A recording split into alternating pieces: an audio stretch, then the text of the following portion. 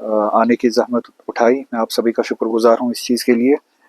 पहले कुछ बातें हैं जिनको यहाँ पे मैं एड्रेस करना चाहता हूँ। आज 13 अप्रैल है और वाइसरॉय शायद यहाँ पे 1 अप्रैल का जोक 13 अप्रैल को सुनाना चाहते हैं।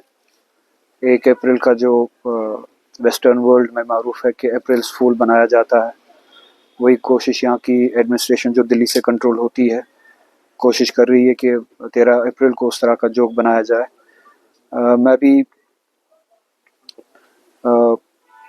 उनके इस इक़दाम के बारे में थोड़ी सी बात करना चाहता हूँ, जिसके हवाले से कल से हवा बनाने की कोशिश की जा रही है कि एक बहुत बड़ा लैंड स्कैम हुआ है और जिस लैंड स्कैम में मैं शामिल हूँ, मैंने कोई इसमें स्कैम किया हुआ है। और बहुत सारे दोस्तों ने, बहुत सारे लोगों ने सवाल किए इस हवाले से कि ये किस किस्म का स्कैम है, ये मसला क्या है, ये जो केस बनाया गया है, इसके हवाले से सवाल पूछे। मैं आप दोस्तों के ज़रिए उन लोगों तक ये बात पहुंचाना चाहता हूं, क्योंकि मेरी ज़िम्मेदारी बनती है लोगों के तय, वरना इस केस में न कोई जान है, न कोई सच्चाई है, न हकीकत है, न मेरा कोई लेना देना है, न मेरी कोई एक्टिव या पैसिव पार्टिसिपेशन है।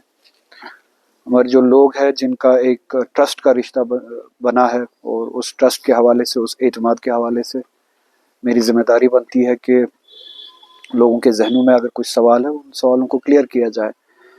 और जैसे उनके लिए कल, लोगों के लिए कल सरप्राइजिंग था या शॉकिंग था, उतना ही सरप्राइजिंग मेरे लिए भी था।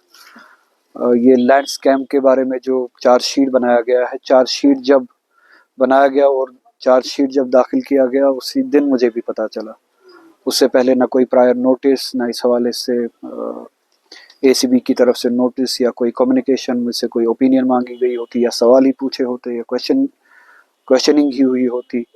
ना ACB के हवाले से, ना पुलिस के हवाले से, ना एडमिनिस्ट्रेशन के हवाले से इन 20 सालों में कोई कम्युनिकेशन नहीं, कोई अप्रोच नहीं या कोई क्वेश्चनिंग नहीं। मुझे भी तभी पता चला जब आप लोगों को पता चला, और ये क्राइम है मुझे भी तब पता चला जब आप लोगों को पता चला कि बताया गया है कि क्राइम किया हुआ है। तो 20 साल के दौरान अगर इतना बड़ा क्राइम किया है, तो 20 साल के दौरान ये एडमिनिस्ट्रेशन कहाँ थी, या ACB कहाँ था, पुलिस कहाँ थी, जिनको इस बारे में मुझे या तो पुलिस स्टेशन बुलाना चाहिए था या ACB के हेडक्वार्टर पे बुलाना चाहिए था, कहीं पे क्वेश्चनिंग हुई होनी चाहिए थी, लीगल नोटिस मिली हुई होनी चाहिए थी।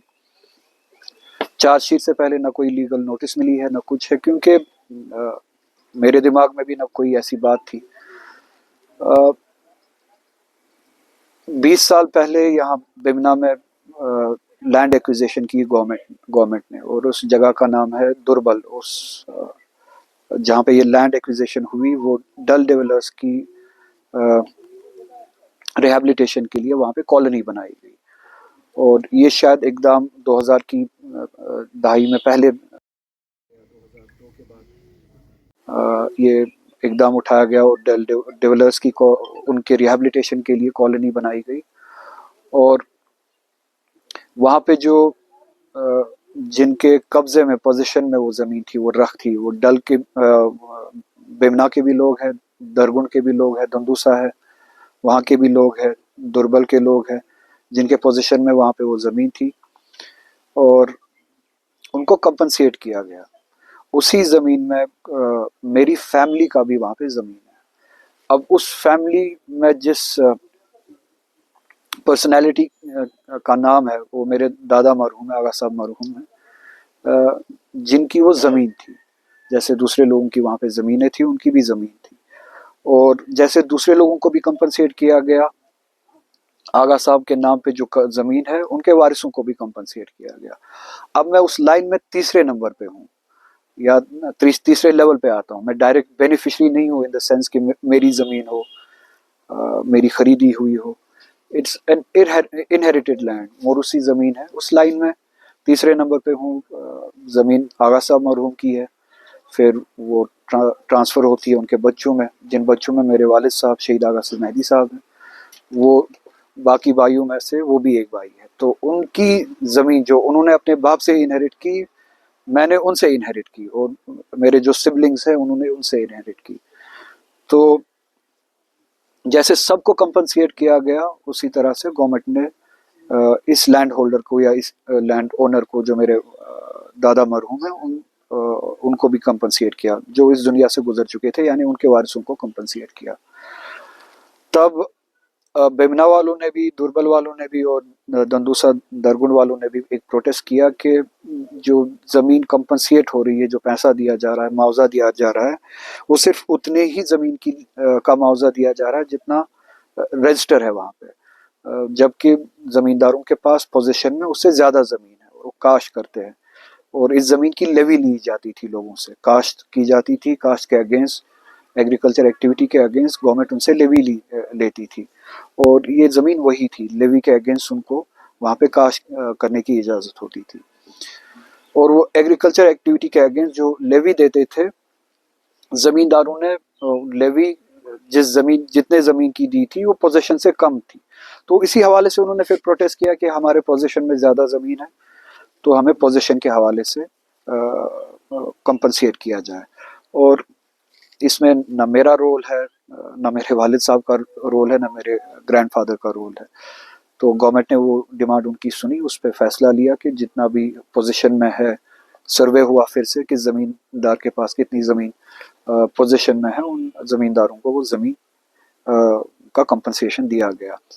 آپ نے کیمراز اٹھا کے جا سکتے ہیں, بینا میں بھی بینیفیشری ہے, دوربل, درگن, اس سارے ایریا میں, دندوسا میں بینیفیشری ہے جنہوں نے پوزیشن کے حساب سے اپنی ڈیمانڈ کے مطابق پوزیشن کے حساب سے جتنے زمین پہ وہ ایگریکلچر ایکٹیویٹی کرتے تھے زمینوں کا کمپنسیشن لیا. جب وہ ایڈ ہوا تو شاید جو زمین, جو رقبہ میرے دادا مرحوم کے نام سے تھا, ان کو بھی پھر پوزیشن کے حوالے سے کمپنسیٹ کیا گیا ہے. اب اس سارے پروسیس میں کہیں پہ انوالو نہیں ہوں, ڈائریکٹلی میں کہیں پہ انوالو نہیں ہوں. ایز آئی سیڈ, یہ میری زمین نہیں ہے, یہ میراث ہے جو مجھ سے پہلے والی لیول, جو میرے گرینڈ فادر کے بچے ہیں, میرے چاچا ہے, میری پھوفیا ہے, ان میں ڈسٹریبیوٹ ہوتی ہے. انہی بھائیوں میں سے میرے والد صاحب کا جو حصہ ہے وہ ہم میں ڈسٹریبیوٹ ہوتا ہے, یعنی میرے والد صاحب کے جو بچے ہیں, ہم 3 سبلنگس, ہم میں ڈسٹریبیوٹ ہوتا ہے. اور ہماری فیملی میں جہاں پہ جو رہتا ہے, جہاں پہ ہم نے گھر بنایا ہے, میرے دادا مرحوم کے بچوں نے جہاں پہ گھر بنائے ہے, انکلوڈنگ مائی فادر, جہاں پہ میں یہاں پہ رہتا ہوں, جتنی بھی زمین تقسیم ہوئی ہے ابھی تک وہ صرف اتنی ہی ہوئی ہے جہاں پہ ہم نے گھر بنایا ہے. اس سے باہر جتنی بھی آغا صاحب مرحوم کی زمینیں تھی جو ان کے بچوں میں تقسیم ہونی چاہیے تھی, ابھی بھی تقسیم نہیں ہوئی ہے. وہ ان کے بڑے فرزند کے ہاتھ میں ہے, وہ سارا انتظام اس کا کرنا, اس کی کمانڈ وغیرہ, نظر گزر رکھنا, اس حوالے سے جتنی بھی نیگوسیشنز جہاں پہ ہوتی ہے, کہاں پہ نہیں ہوتی ہے, وہ سارا ان کے ہاتھ میں ہے. ہمارے ہاتھ میں صرف اتنی ہی زمینیں ہیں جہاں پہ ہم رہتے ہیں, جہاں پہ ہمارے مقام بنے ہوئے. اس سے باہر ہمارے دادا صاحب مرحوم کی جو زمین ہے ان کا کسٹوڈین ابھی بھی ان کا بڑا فرزند ہے, میرے چاچا ہے. تو یہ نیگوسیشنز ان کے ساتھ ہوئی ہے, ان کے ذریعے ہوئی ہے, کیونکہ وہی کسٹوڈین تھے اور ابھی بھی ہے, باقی زمینوں کے کسٹوڈین وہی ہے. نہ نیگوسیشنز کے بارے میں ہمیں پتہ ہے, نہ زمین کے مقدار کے بارے میں ہمیں پتہ ہے. میں 3rd جنریشن سے ہوں, مجھے اس بارے میں کوئی علم نہیں ہے, نہ زمین کے مقدار کے بارے میں, نہ زمین کی قیمتوں کے بارے میں, نہ زمین کے پوزیشن کے بارے میں, نہ زمین کی ایکٹیویٹی کے بارے میں. ہمارے یہاں ابھی بھی کنفیوژن ہے کہ کہاں پہ کون سی زمین ہے. تو جیسے ہر گھر میں ہوتا ہے, وہ ابھی ڈسٹریبیوشن ابھی پوری نہیں ہوئی ہے. تو اسی طریقے سے اس زمین کے بارے میں بھی ہمیں کسی کو کچھ نہ پتہ ہے نہ معلوم ہے. جو بھی نیگوسیشن ہوئی ہے اس کسٹوڈین کے ذریعے, میرے دادا مرحوم کے سب سے بڑے بچے کے ذریعے, فرزند کے ذریعے, میرے انکل کے ذریعے ہوئی ہے. تو سننے میں یہ آیا, اور چونکہ میں اس دوران MLA بھی تھا تو نالج یہ ہے میرے پاس کہ کتنا کمپنسیٹ کیا گیا پر کنال, 40,000 روپے پر کنال کا کمپنسیشن کیا گیا.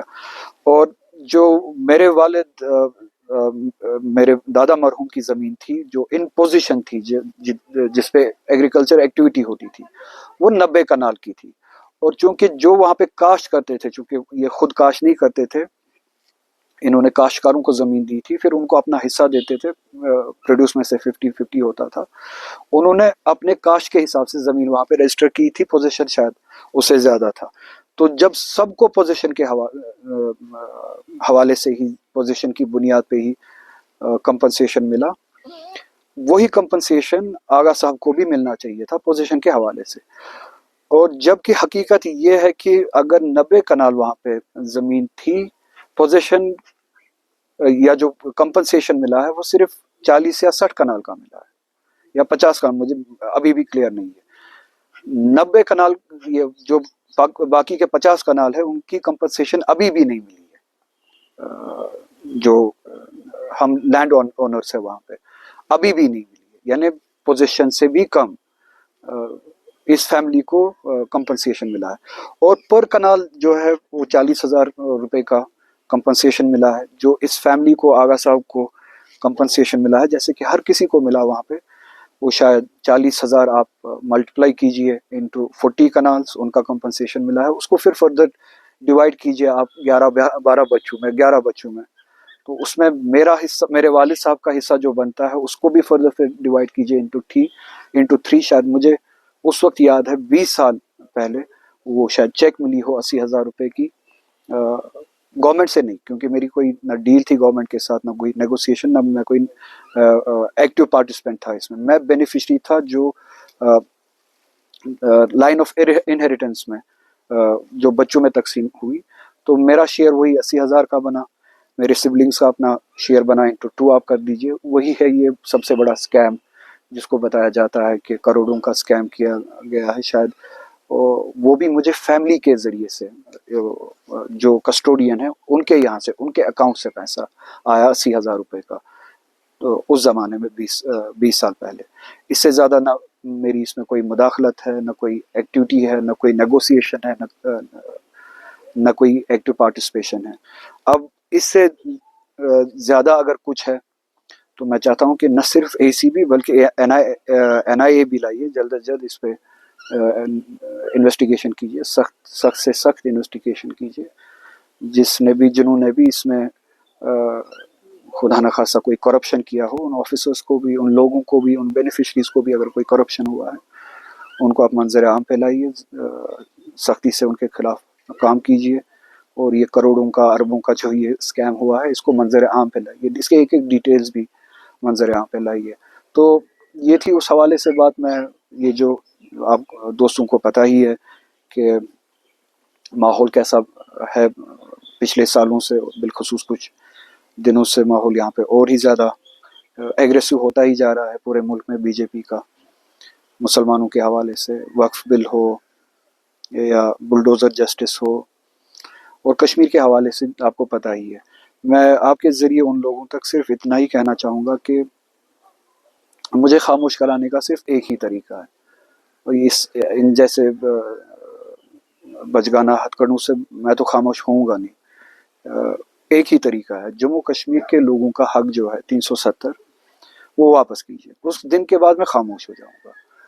जो पूरे मुल्क में माइनॉरिटीज़ के साथ और मुसलमानों के साथ ज़्यादतियाँ हो रही है, वो ज़्यादतियाँ ख़त्म कीजिए, बंद कीजिए। उस दिन के बाद मैं खामोश हो जाऊंगा। जम्मू कश्मीर की रियासत ने जिस बुनियाद पे एक्सेशन किया है इस मुल्क के साथ, और एक्सेशन की जिन शराइत को आपने तोड़ा, उन शराइत को बहाल कीजिए। इस रियासत की डिग्निटी को, कॉन्स्टिट्यूशनल राइट्स को बहाल कीजिए। हमारी ऑटोनॉमी है, हमारी जो डिग्निटी है वो बहाल कीजिए। उस दिन के बाद मैं खामोश हो जाऊंगा। मुस्लिम राइट्स का ख्याल रखिए, उस दिन के बाद मैं खामोश हो जाऊंगा। माइनॉरिटी राइट्स को खामोश कीजिए, उनको बहाल कीजिए। उस दिन के बाद मैं खामोश हो जाऊंगा। इस तरह के हरकतें, बचगाना हरकतें आप करोगे, इसका उल्टा असर पड़ेगा। और जिस दरगाह से मैं आता हूँ, मैं ये कहता चलूँ, वहाँ पे मुकावमत में, रेजिस्टेंस में तकलीफ़ें उठाना पिनकल होता है। वहाँ पे पिनकल है कि सर नेज़े पे चढ़ जाए।